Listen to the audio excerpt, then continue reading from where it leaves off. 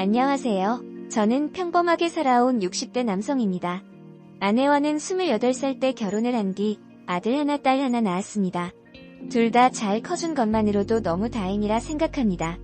제가 신경을 많이 못 썼거든요. 회사를 다니다가 40대에 잘리고 그 이후로 저는 사업을 시작했습니다. 그게 저의 잘못된 판단의 시작이었던 것 같네요. 왜 제가 손만 대면 갑자기 잘 되던 장사가 미끄럼틀 타듯 내려가는지 알 수 없었습니다. 저의 첫 사업은 호프집이었습니다. 아는 형이 시골로 내려간다고 하던 사업을 저에게 물려준 것이지요. 평일 주말일 거 없이 사람이 항상 꽉 차길래 정말 여기만 잡으면 돈 걱정은 안 해도 되겠다 싶었어요. 저는 덥석 아는 형의 제안을 물었습니다. 하지만 현실은 가혹했습니다. 회사를 다닐 땐 신경 쓰지 않아도 되었던 것들을 모두 떠맡아야 하니 몸도 바쁘고 손님은 점점 줄고 월세는 또 점점 오르고 쉽지 않더군요. 막막해서 점심장사까지 시도했지만 그렇다고 손님이 많이 늘지도 않고 오히려 재료값만 더 나가더라고요. 술만 팔아서 잘 안되나 싶어서 그 다음엔 분야를 바꿔서 감자탕집을 해보고 치킨집도 해봤지만 월세 갚기도 빠듯했습니다. 아내는 근처 공단에서 일을 했는데 오히려 저보다 더 많이 벌더라고요. 그냥 집에서 쉬는 게 어떻겠냐는 아내의 제안에 저는 장사를 접었습니다. 하지만 제 마음속에서는 언젠가는 대박을 터뜨려서 가족들을 놀라게 해줘야겠다는 희망은 품고 있었습니다. 딸은 일찌감치 결혼을 했고 그 뒤에 아들이 결혼을 하겠다며 며느리를 데려왔습니다. 처음엔 적잖게 놀랐습니다. 며느리의 집안이 꽤 좋았거든요. 사돈 쪽이 모 건설회사 사장이라고 했습니다. 그에 비해 저는 몹시 초라했지요. 장사만 제대로 되었어도 지금 제가 무언가를 하고 있었을 텐데 지금은 그냥 백수잖아요. 아들은 저희 부부에게 결혼자금 보태줄 필요 전혀 없다고 그거 노후자금으로 쓰시라고 하더라고요. 이미 신혼집도 구했고 결혼자금도 마련했다면서요. 그래도 저희는 아들 결혼하는데 보태 쓰라고 모았던 돈을 줬습니다. 아들은 눈시울을 붉히면서 도로 가져가라고 했지만 저희는 한사코 거절했습니다. 아들 장가 보내는데 빈손으로 보내고 싶지 않았습니다. 키우면서도 바쁘다는 핑계로 신경을 못 썼는데 이제 결혼하면 자주 못 보겠구나 싶어 서운한 마음도 들더라고요. 며느리는 참 성격이 좋았습니다.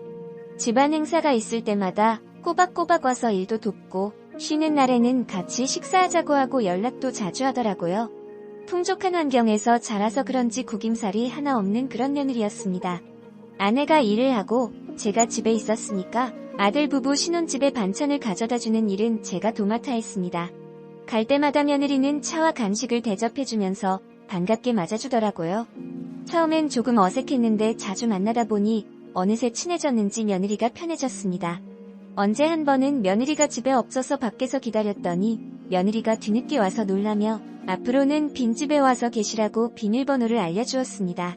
하지만 저는 그 이후로도 절대 비밀번호를 누르고 들어가지 않습니다. 말은 그렇게 해도 비밀번호 누르고 불쑥불쑥 들어가는 건 며느리가 불편할 것 같아서요. 항상 반찬 맛있게 먹고 있다는 며느리의 말에 아내는 신이 나서 주말이면 재료를 한가득 사와서 반찬을 하곤 했습니다. 반찬의 양은 점점 많아졌고 무게도 더 무거워졌습니다. 그렇게 평소와 다름없이 양팔 가득 반찬을 들고 아들 집에 갔습니다. 초인종을 누르려고 짐을 잠시 바닥에 내려놓으려는 순간 안에서 어떤 소리가 들렸습니다. 며느리와 어떤 남자의 목소리였지요. 그런데 확실한 건 제 아들의 목소리는 아니었습니다. 잠시 고민했습니다. 들어갈까 말까? 이런 경우는 처음이라 그 자리에서 가만히 서 있기만 했습니다. 그러다가 저는 들어가 보기로 결심했습니다. 현관문 비밀번호를 띄엄띄엄 누르니까 안에서는 갑자기 조용하더라고요. 열고 들어가니까 며느리 혼자 어색하게 웃으며 서 있더라고요. 아버님, 오늘도 반찬 가지고 오신 거예요? 말씀하시지, 제가 가도 되는데. 저는 집안을 둘러봤습니다. 방문을 하나씩 열어봤어요. 저의 돌발적인 행동에 며느리는 다급하게 절 쫓아오더라고요.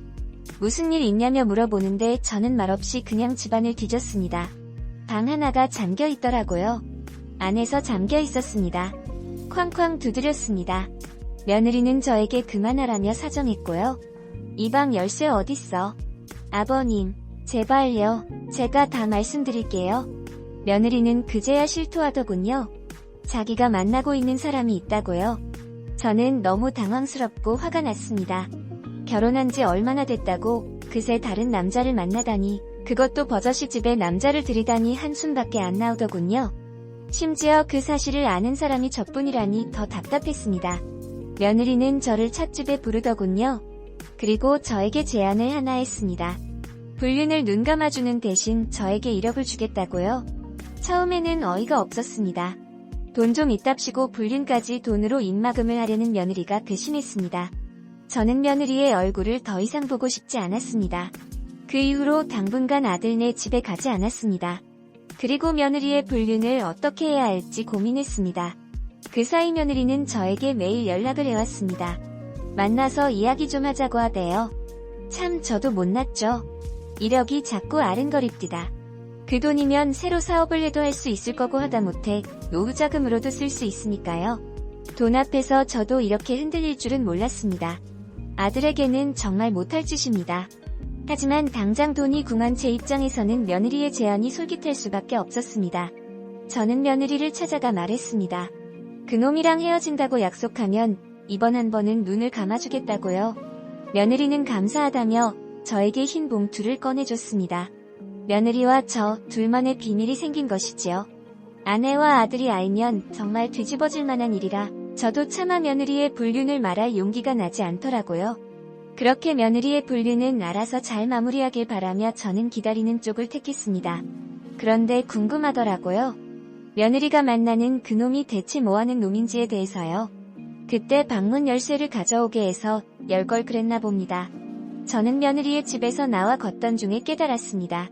며느리 집에 핸드폰을 놓고 왔다는 것을요. 그래서 저는 다시 며느리 집에 갔습니다. 현관문 앞에서 초인종을 누르니 며느리가 환하게 웃으며 열어주더니 갑자기 표정이 싹 굳더라고요. 당황한 듯 저를 보는데 얘가 뭔가 있구나 싶더라고요. 핸드폰을 놓고 가서 아, 예, 아버님 잠시만요. 며느리는 집에 들어가더니 재빨리 제 핸드폰을 가지고 나와 배웅해주더라고요. 마치 저를 빨리 보내려고 하는 것 같았습니다. 등 떠밀려서 엘리베이터까지 왔는데 엘리베이터 문이 열리더라고요. 그리고 저는 경악했습니다. 엘리베이터에서 내린 사람은 다름 아닌 제 조카였습니다. 그러니까 제 큰형의 아들이었던 것이지요. 우리 아들로 친다면 사촌형이고요. 조카는 절 보더니 바로 당황한 듯 엘리베이터로 다시 들어가더라고요. 저는 그놈을 붙잡았습니다. 네가 여긴 웬일이야? 아, 그게 제 친구가 이 아파트에 사는데 잘못 엘리베이터를 눌렀네요. 조카의 거짓말은 티가 나도 너무 티가 났습니다. 저는 주머니에 있던 흰 봉투를 꺼내 바로 며느리에게 쥐어주었습니다. 이런 게 필요 없다. 아버님, 제발요. 두 사람이 우리 아들한테 무슨 짓을 하고 있는지 알고나 있어? 사람이라면 그러면 안 되지. 안 되고 말고 도저히 용납이 안 됐습니다. 아무리 집안 행사로 자주 만나고 친하다고 해도 이건 정말 아니지 않습니까? 미치지 않고서야 어떻게 그럽니까? 저는 도저히 두 사람을 용서할 수 없었습니다. 저는 바로 아들에게 전화를 걸려고 했어요. 그런데 두 명이 저를 말리더라고요. 며느리는 저에게 해달라는 걸 다 해주겠답니다. 대신 말만 하지 말아달라고요. 저는 코웃음 쳤습니다. 남의 눈에 눈물 나게 하면 본인은 피눈물 날 걸 알아야지. 두 명은 양쪽에서 제 팔을 잡고 고개를 숙였습니다. 저는 둘이 어떻게 시작되었고 언제부터 그렇게 됐는지 물었어요. 결혼 후 집안끼리 서로 왕래를 하다가 어느 순간 둘이 눈이 맞았답니다. 그리고 몇 달 안 된 사이라고 하더라고요. 바로 헤어지겠답니다. 그때 엘리베이터가 열리고 아내가 나타났습니다. 제가 며느리 집에 간다고 한 지 한참 됐는데도 오지 않아서 와봤답니다. 아내는 우리 셋의 모습을 보고 무슨 일이냐고 묻더라고요. 둘이 만나고 있었다. 둘이라면 지금 여기 서 있는 둘. 뭐? 아내는 너무 놀라서 주저앉더라고요. 그리고 오열했습니다. 아이고, 내 아들 불쌍해서 어떡해. 어쩜 좋아. 저는 아내의 모습을 보고 울컥했습니다. 누구보다 행복하길 바랐던 내 아들이 이 사실을 알면 얼마나 좌절할까 생각하니 정말 마음이 답답했어요. 그래도 알릴 건 알려야지요. 저는 아내를 데리고 나오면서 아들에게 전화를 했어요. 할 말이 있다고 했더니 심각함을 눈치챘는지 바로 저희 집으로 오겠다고 하더라고요. 그리고 아들에게 모두 털어놓았습니다. 제가 며느리의 불륜을 알게 되었던 계기와 며느리가 저에게 은밀히 제안했던 것, 그리고 다시 그 제안을 거절했던 사연까지도요. 말하고 나서 아들을 차마 못 보겠더라고요. 얼마나 상처를 받고 실망을 했을지 생각하니 정말 마음이 이어졌습니다. 아들은 한참 동안 말을 하지 않고 가만히 있더라고요. 그리고 고개를 숙이더니 어깨를 들썩이며 울더라고요. 아버지, 죄송해요.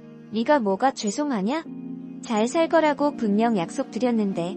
이런 모습 보여서 이놈아, 그게 왜 네 탓이냐? 붙어먹은 두 놈들 탓이지. 넌 아무 잘못 없다. 정말 믿기지 않는 이 상황을 어떻게 받아들여야 할지 저희 부부도 알지 못했습니다. 저는 큰형님에게 전화해서 둘의 불륜 사실을 폭로했습니다. 그야말로 집안 전체가 발칵 뒤집어졌지요. 집안 망신도 이런 망신이 없지요. 그래서 밖에다 대고 말하기도 창피합니다. 저희 집안은 그래도 여태껏 큰 사고 없이 평범하게 살았던 집안입니다. 하지만 한순간에 불륜을 저지른 집안이 되었어요. 아들은 상간남 소송을 진행하려고 준비 중이라고 합니다. 하지만 큰형님은 저에게 계속 아들을 말려달라고 하네요.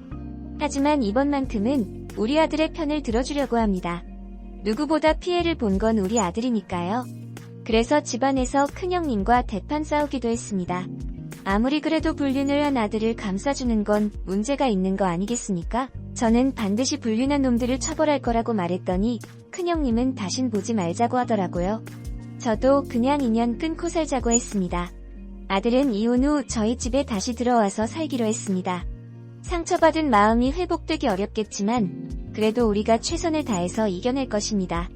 둘 사이에 아이가 없는 게 어쩌면 다행이었을지도 모르겠습니다. 이제 다시는 며느리 얼굴을 보고 싶지 않습니다. 짧은 시간이었지만 참 제게는 악몽 같은 시간이었네요. 우리 아들은 오죽할까요? 정말 불륜은 여러 사람 힘들게 하는 것 같습니다. 그래도 아들은 씩씩하게로 회사도 다니고 있고 처음엔 입맛 없어 하더니 요새는 밥도 잘 먹습니다. 역시 사람은 겪어봐야 아는 것 같아요.